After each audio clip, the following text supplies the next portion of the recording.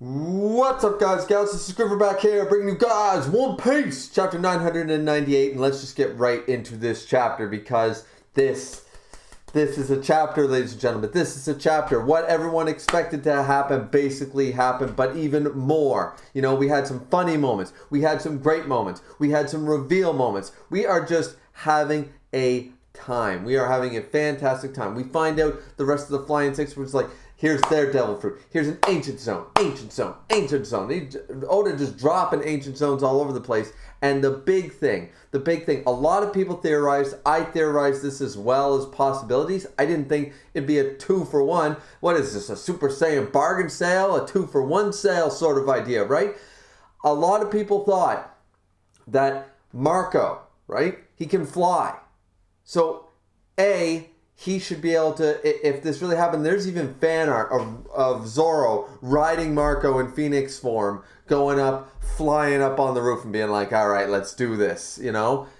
There's actually fan art. That's how many people thought that it's a possibility, and it sounds like it's going to be a thing. Not only that, but a lot of people said, well, what about Marco and his flames? Like, he should be able to help Chopper out and maybe be the doctor and he'll stay behind. But it sounds like, no, he already used this wide range pass. Like, what everybody thought, there was like 2 or 3 theories out there that some people had one of, some people had all of them, but they all came true. They all came true this chapter, and it's goddamn awesome. It's hilarious, in fact, because in this chapter, titled like Ancient Types, we got, so Onigishima's still flying, right?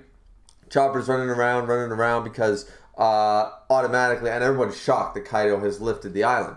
But Marco uses some flames on Chopper to keep it burning, right? His Phoenix flames. He said, does it feel hot? He says, strange, I'm burning, but I don't have any burns. The temperature's just right to hold back the virus. So they find that we have the mink doctors show up. We've seen them before. We have Migai and Tristan. They show up and said, we're here to help. And it's like, oh no, we got these ice onis, run everybody. So Marco just decides to use this wide range Phoenix pyre apple. I am assuming that's sort of like what a pyre is. We know what a pyre is.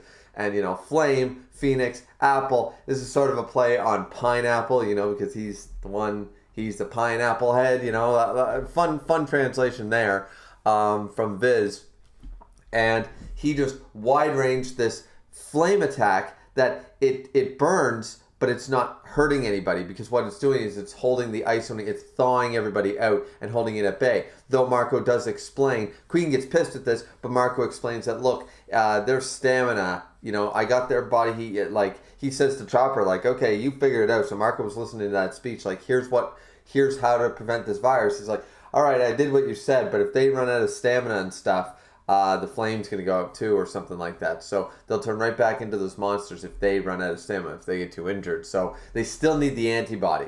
Marco's flames, by the sense of it, maybe Marco could figure it out over time if he had the time to go down to one person and it wasn't chaotic as hell right now, war with Yonkos and supernovas going on, and a flying goddamn island. Maybe he could go down there and say, all right, if I use my flames in just this way, let's see. All right, that's too hot. That's thawing it, but not receding it. He might be able to use his flames to do a pseudo antibody if he had the time. We're not really sure, but for right now, this is just an all-encompassing AoE attack that just works on everybody. So he's basically fixed the floor, and of course, Chopper is going to mass produce the antibodies as fast as possible. And as I said, Queen's really pissed. This is where, so already what a lot of people thought that Marco was going to do was help Chopper with this whole thing using his Phoenix flames that we saw when he was there with Nekomamushi. He's the ship's doctor. This is how his Phoenix flames are different. They work differently. Automatically, we're seeing it right here. It's like, okay, so that's a big check mark for a lot of YouTubers, a lot of reviewers. Then, right away, Marco goes, all right, I think I got a handle on all this. Yeah, I think I fixed that. Yeah, we'll leave it to the raccoon dog. Hey, Zoro, I can fly you up to the roof if you want.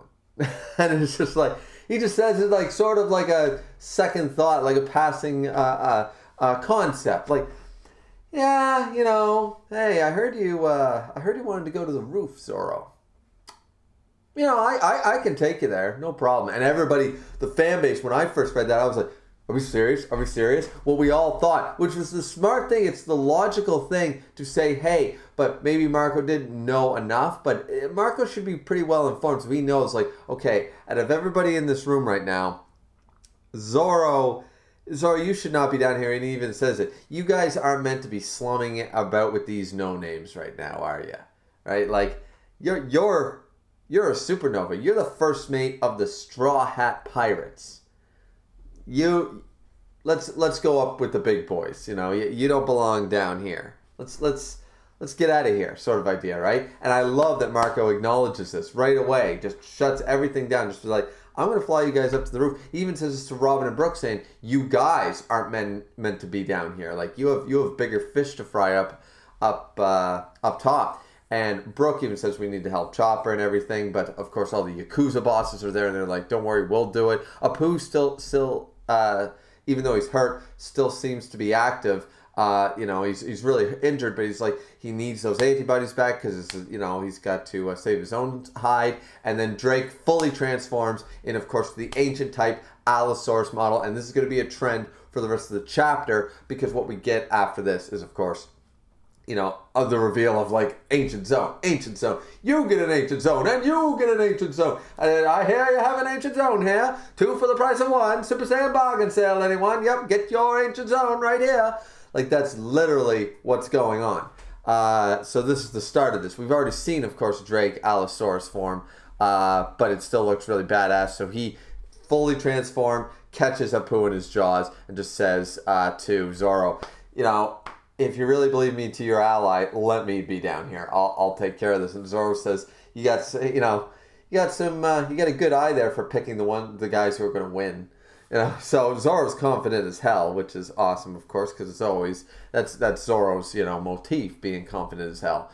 But I still think they might have an issue. I don't think they're going to get to Kaido right away. They might, but King is going to be an issue here. Remember, Queen's up there, and Queen has become more of a gag character. Not that Queen isn't going to get a fight and be defeated in some way by somebody powerful, but I think King is the more deadly one. King's the more serious one, where Queen has become more of a running gag, a joke character at this point, there for the comedy and the fun.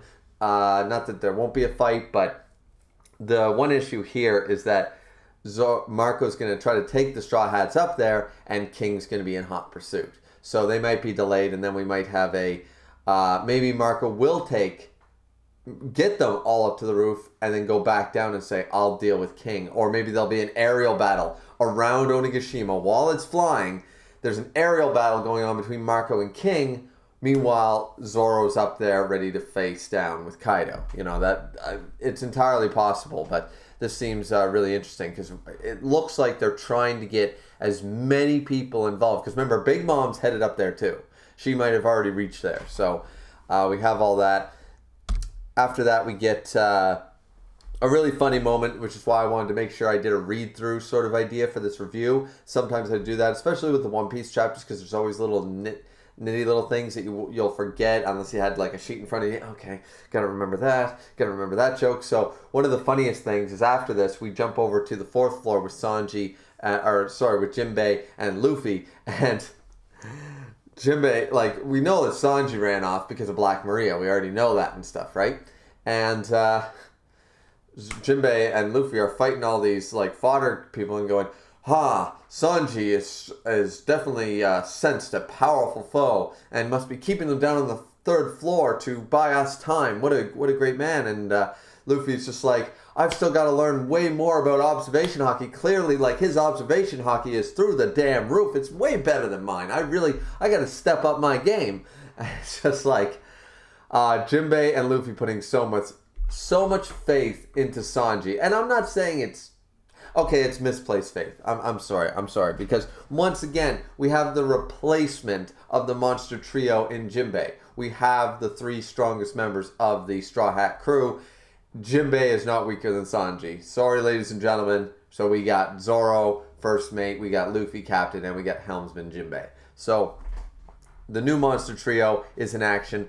Sort of unfortunately, but not unfortunately, Jinbei has to ends up staying behind here and even says, this is the same is true for this floor. So Jinbei says, I'll make sure there's an opening so you get going. And we don't really see that, but Luffy apparently already takes off because they cut away to Frankie and stuff against Sasaki, who is revealed to be a Triceratops. We knew the Triceratops was going to be involved, but this Triceratops looks badass. This is a really good. He goes full form Triceratops.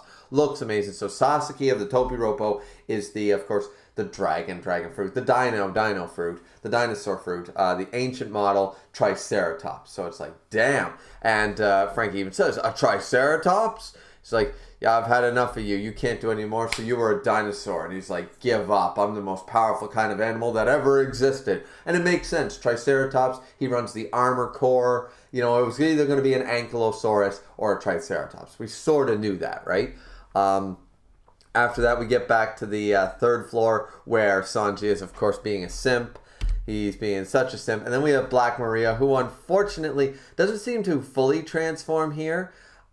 She doesn't have by the looks of it, she does not have a smile. But this is definitely a very grotesque and weird hybrid form. Black Maria, we still don't really understand why she is as big as she is. She's a quite large woman. Is she a giant of some description? We don't know. But Black Maria is of course, a spider fruit, an ancient type. And I had to look this up, and I really hate spiders, but I had to look this up. It's a Rosamigale Gravru jelly, which is apparently a very ancient form of arachnid that lived around the same time as the dinosaurs. So it's still an ancient model. I think a lot of us thought that Black Maria might end up being a spider. You know, Black Maria, Black Widow. It was sort of going there. She's a seductress. You know, she probably got poisoned. The spider webs were sort of giving away that motif a couple chapters ago when Sanji got caught in them. And yeah, so really like Big Mom level of ridiculous face on this spider. Very odd looking shape. We don't really see the full form, and it seems like Black Maria's like from her like navel area down became like, this must be her hybrid form. She became the spider from the waist sort of down, but she still has her full form. Like, she still has her beautiful face and her, you know, arms and stuff like that. So I'm assuming this is her hybrid form. It's kind of freaky. Kind of childlike in appearance a little bit. It reminds me of like a whole cake creature, like you know, just reminds me of a homie more than anything, or a smile, rather than a serious ancient zone type. But this is clearly not her full form, and she probably doesn't like going into her full form, you know, because it's probably creepy and grotesque and all that stuff. You know what would have been cooler? I mean, would have been, and Oda could still pull this off, I suppose, is the poetic license they took with Shelob in the Shadow of Mordor games. Not really spoilers there, but the Lord of the Rings Shadow of Mordor games, we all know Shelob from the Return of the King, you know, the novel and the movies. And she's just this giant spider, but she's an ancient giant spider from, you know, one of Ungulion's children and all this stuff. So she has some form of, you know, they basically decided, we are going to give Shelob a actual, where she is some sort of darkness incarnate. She's very strong in her own right. She's more than just a wild creature like a troll. In the Shadow games, they give her a human form that she can take. She can take a human form. So it would have been kind of cool had they showed her in a full, like, as I said, I think this is a hybrid form. I would like to see what her full form looks like. Or if this is her full form, it's very different from every other full form we've ever seen of a zone. I'd like to see what her hybrid certainly looks like. But anyway, so Sanji's still being simped out of here. He's just absolutely happy. He says, is this place, even though some of these are quite not the greatest looking women in the world, no matter which way I look, women, what is this place? Heaven? And even they're just like, there is something wrong with this guy, because Sanji was trying to run away, and then he's just like, this must be heaven. He's like, let me go, and I love you, but let me go, but I love you. Let me go, but I love you. So he's just all over the map here. And even they're kind of weirded out by Sanji because he's such a simp. Anyways, then we jump over to my second favorite part of the chapter. After the first part with Marco just going, you got, Zoro, what the hell are you doing with these small fry? Let's get into the big leagues. What are you doing down here in the minors? Let's go to the World Series. Let's do this. So that was an awesome moment. And now here we have Who's Who, and a lot of us called this one as well. So far, been on point. I don't think anybody called an ancient spider. I think a lot of us thought that she could be like the spider motif, but it was like, how are they going to pull that off? Because it is an ancient zone. We thought, the whole dinosaur thing. I don't think a whole lot of people guessed a spider zone there, but a lot of us guessed Triceratops. Another one a lot of people said was probably a Tobiropo was saber-toothed tiger, and that is apparently Who's Who of the Tobiropo is the ancient type, the cat ancient model saber-toothed tiger. So that's pretty awesome. He looks like this lazy tiger smoking a cigar. It's awesome, like the big lazy cat style. Looks really cool. He's chilling down there with all, of course, he's surrounded. His crew is a bunch of, you see a tiger. There's some panthers, it seems. We have a lion. So Captain Kuro and his crew would fit right in with this group, right? So he's surrounded by a bunch of different smile users and zone users that are cat motif. There's like a leopard one that's sort of like a like weird looking version of Lucci. He's got like the leopard print and he's smoking. He's got a hat and stuff. Like, yeah. So they're all chilling there. And Jinbei managed to, according to him, he said, well, great, Straw Hat's gone. So as I said, Jinbei said he would make an opening. We didn't see how he did that, but he did, and Luffy is already past the 4th floor. So it's in the big cafe, and this is a big moment. I think this reminds me of when Jinbei faced down Big Mom and said, should you, life or, servitude sort of idea, and he was just like, no. I choose life, and she couldn't take it because he was so committed. He wasn't afraid of Big Mom. He's like, I won't, like, how could I be scared in the presence of a mere Yonko when my intention is to join the future king of the pirates? Like, you are second fiddle at this point. It was such a slap in the face, and he backed up those words when Big Mom could not use her soul fruit to take away anything from Jinbei, because he was so resolute about this. He was such a man. And once again, we're getting it to a lesser degree here, facing down the crew of the Topiropo. He says, he's gone now. He's sure to bother Kaido. Would you stop picking on my subordinates? Have a little pride. Jinbei, Knight of the Sea, former Warlord of the Sea. And Jinbei said, I prefer, now I like the original translation I read, and yes, I did sort of slip, guys. I read a translation on Saturday where it sounds a little better than the Viz one, but he basically says, like, Warlord of the Sea, I would rather you use, the title that actually, he said, I'm not a Warlord of the Sea, I am the helmsman. So he officially declared himself the helmsman. Big moment there. He is the helmsman of the Straw Hat crew, of the Straw Hat Pirates. I'd rather you use the title that holds more merit, holds more weight. And it was just like, and I mean, he says it here in the vids. He said, I prefer my more prestigious title, helmsman of the Straw Hat crew. I just felt it came across better when it was reversed, when he said, actually, I'm the helmsman of the Straw Hat crew. If you're going to, give me a title, I prefer the one that actually matters.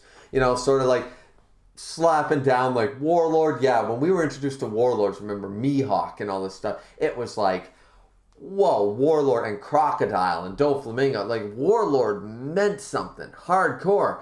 It's one of the 3 powers. And Jinbei, once again, mere Yonko, mere Warlord. Like, he doesn't... Yeah. Jinbei, great moment here for Jinbei. Once again, the newest member of the Straw Hat crew and the newest member of the Monster Trio, he just out here spitting facts in 2 arcs back to back. It's fantastic. And... apparently Who's Who knows of Jinbei because he said, oh, pardon me, I only thought of that because the last time I saw you, you were a warlord, but that doesn't matter. And Jinbei says, well, maybe if you take off that mask, I would recognize you. You could jog my memory if I could see your face. And he said, and then, of course, he starts growling and said, too bad you never see it. So we're just jumping, and then we get, so we're seeing all the Topiropo, right? We had X-Drake, we had Sasaki, Who's Who, Black Maria, and of course the final two who we've already seen, but I don't think we saw Ulti in her full form yet. If we did, I apologize, but we're definitely seeing it here. She's the Pachycephalosaurus, I believe is how it's pronounced. Pachycephalosaurus. And she ancient type, and of course page 1 is the Spinosaurus. So no Tyrannosaurus Rex. Rather surprising. So Oda might be saving, because it's a sort of like he had the Allosaurus and he's got the Spinosaurus. It's sort of surprising that there is no T-Rex. Unless my only thought is that Yamato is now the T-Rex. Though a lot of people are going, if Yamato has a devil fruit, she'd be more of a dragon or a different type of dragon, a European dragon, maybe something like that, which is more likely, sure. But maybe, Oda's smart with this. Like, yeah, it's really cool that Kaido would collect all the ones with the ancient zones. Of course, he's a Yonko, getting his hands on the ancient zones, and specifically zone ones of mythical and ancient persuasion would not be over and above what he can do. But I feel like that doesn't mean, like, if somebody already had, like, let's say a member of Shanks's crew, or a member of maybe somebody from Elbaf, or something like that. What if another major figure in the world already has the Tyrannosaurus Rex devil fruit? Kaido's not going to be able to get his hands on it. And he's not exactly out there, from what we understand, he's not out there like Blackbeard figuring out methods and ways to steal them yet. That's why he had Dofi and Caesar and the whole Smile Factory, so he could mass produce these things rather than try to track them down, I feel was part of the point. So it'd be very interesting here to see that another significant character would have the Tyrannosaur, devil fruit, which Oda could be saving, or Oda could maybe just go, yeah, Velociraptor and T-Rex, Jurassic Park, a little too much. Like, he's got Spinosaurus in here, he's got some classics like Triceratops and stuff.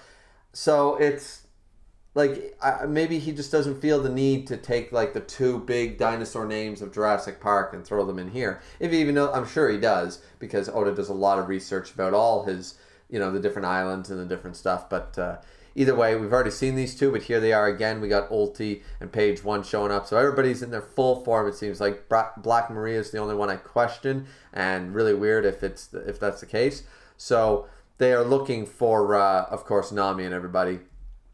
This is the end of the chapter, though, where they go into this inside the dome area in a storeroom. And it's, of course, Yamato with Momonosuke. And there's this old broken down statue of a dragon, of a one representing sort of Kaido, a Chinese, style, Japanese style Shenron type of dragon. And it's a statue of a dragon. In the past, it was placed at the entrance to this island. But my friend destroyed it, so they discarded the statue down here.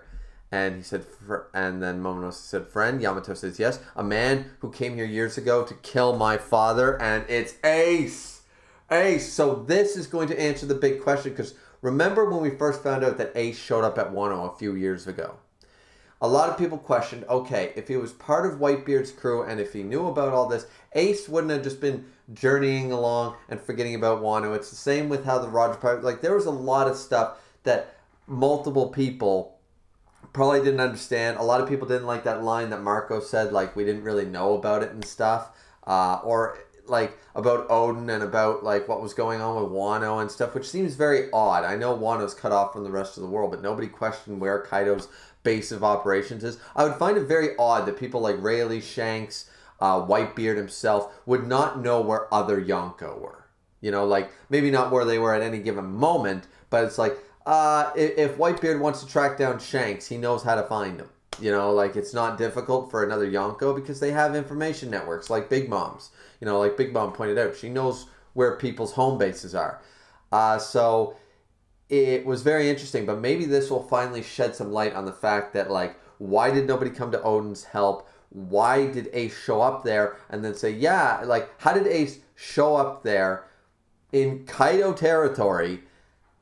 Nobody realized, and he just what? He just sat on the beach and waited, and then he left, and nobody, wouldn't Ace have stirred up some shit? So this is going to be great for the Ace fanboys, which of course I am one. How can you not love Fire Fist Ace, eldest brother of Luffy? How can you not love him? And it's going to be really interesting because apparently this is a big shock for a lot of people. A man came here years ago to kill my father, and it was Ace. So Ace either clashed with Kaido at some point, or he was basically like, yep, once I get back to my ship, I'm going to let them know exactly what's happened here at Wano.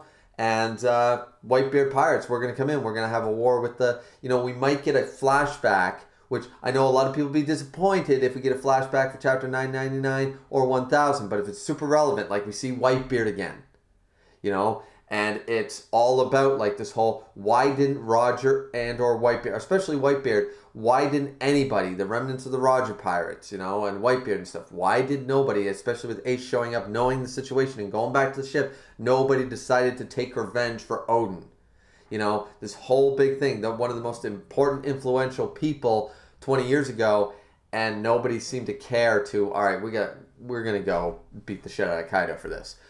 This might explain what happened or what the plan was. A lot of people are saying that Whitebeard always intended to do this when they found the right moment, but then the thing with Thatch happened and all this stuff. Maybe it was just really poor timing by the time Ace got back and they had this plan.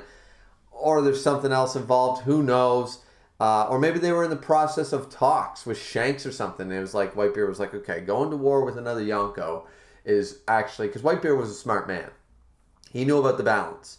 And he might have just said to himself, like, all right, if we're going to do this, I want to wipe this guy out.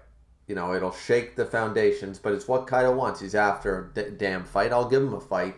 And maybe to take revenge, he thought, and maybe it was going to take time, he was going to, potentially, Whitebeard was going to team up with the remnants of the Roger Pirates once again. Maybe he was going to call on Shanks, who is now fourth Yonko, and, would, of course, want to fight for his former captain. Maybe he would have called on guys like Skoppergamon and Rayleigh and stuff and been like, all right, I know you're retired, Roger Pirates are done and stuff, but I need to basically bring a Marineford level of people together, but including all the remnants of the Roger Pirates in the same way that now, Nekomamushi and stuff, they were trying to call back some, like people like Marco, some members of the Whitebeard Pirates. They might not be a crew anymore, but it doesn't mean they're not strong. It doesn't mean they're not still around. It doesn't mean they still don't have feelings. So it would be really interesting if that was the plan. That Whitebeard said, okay, if we're going to do this, we are going to take them out. Like, we're not going in there for an even battle. I'm going to collect all the strong forces. This is Marineford, and I'm going to just go, and we are going to kick his ass the hell out of Wano. We're going to free Wano completely. That could have been the plan, and then shit went down with Blackbeard. I've always said that was a possibility. I'm hoping we're finally going to get the shed light, and we're going to see what transpired. I know I keep mulling over the same shit. All right, so that's the end of the chapter. Next chapter, chapter 999 hits December 20th. A lot of people were saying that chapter 1000 was going to be 2021, but King of Lightning brought it up, and I said that if there was no break, then by either Christmas or right after Christmas, the week after Christmas, we could get a chapter 1000 if there was no break. And there doesn't appear to be right now. December 20th, chapter 999 hits. Oda might be able to get chapter 1000 out to end off 2020. Now, starting off 2020 with chapter 1000 would, of course, it doesn't really matter at the end of the day. I know we're all pumped for it. I know we're all hyped for it. But at the end of the day, and who knows, especially with this new reveal, I'm feeling flashback. I'm really feeling we're getting a flashback really soon. It might not be a sequence like Odin's or something, or like Reverie where we jump away for 5-6 chapters, but it might be like chapter 1000 will probably be the end, or 999 will be the end of Act 3, and then we might get a couple chapters of flashback with what Yamato is talking about here. And I would love to see Whitebeard again. I'd love to see what was going through everybody's mind. I want to know the chronological history and how everything went down and why certain people didn't take action. So I'm really interested in that. I have no other predictions for chapter 1000. It could be a million and one things. So many YouTubers have made videos about it, and there's about a dozen theories within each of those videos. So yeah, I'm really stoked here. This is going to be awesome. Chapter 998, great chapter. Just a lot of reveals, pumping us all up for 999, which I assume is going to be more big reveals. And then chapter 1000, I mean, it sounds like we're going to have Luffy and Zoro looking straight at Kaido, you know. So pretty damn awesome. Hope you guys enjoyed the chapter. What did you all think? I know it was a bit of a longer review, but big hype chapter, lots to talk about. Like, comment, and subscribe. Let me know what you guys think down in the comment section down below, and we'll see you back here next time. This has been Griever, signing out. Later, everybody.